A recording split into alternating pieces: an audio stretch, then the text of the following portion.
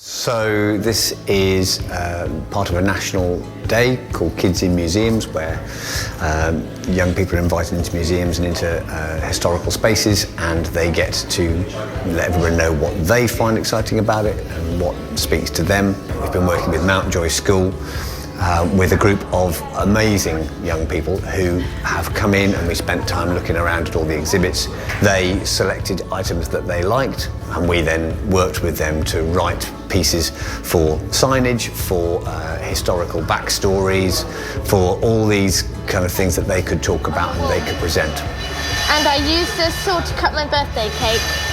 Why did you choose that? Because I really liked the colour of it and the patterns on it, and the handle looked really amazing. First thing the museum said was you can touch everything, you can open everything, you can look in the drawer, you can pick everything up. So that gave them licence to then walk around, to have a look at things. They didn't feel like anything was off limits, and the museum just made them feel like it was already their space and made them feel so welcome. When visitors come in, they can present their objects and champion their items that they found and that they enjoyed. On this machine here, right now, I'd make this just for the morning. Just for the morning. Yeah, all by myself, everything. The rope was so cool, so fascinating.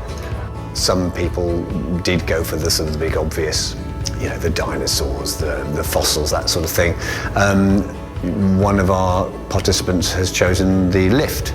Thomas, who has just been obsessed with the lift, so although it wasn't a piece of history, it has brought him so much joy. More lift, less steps. How much have you enjoyed this museum project? He finds it really challenging to be engaged for long periods of time, and it's been massive for him. Maybe this lift is able to teleport you to different locations on Earth or in space. Maybe you can go back in time. The young people have really dug down into the history of that object rather than just saying, here's a nice thing. You know, they've sort of thought, well, what was it used for? Who used it? When was it used? He's going to be a writer, and just exploring ideas about this costume in the case behind, of where that could go. I mean, a new Harry Potter story coming out of him every 5 minutes.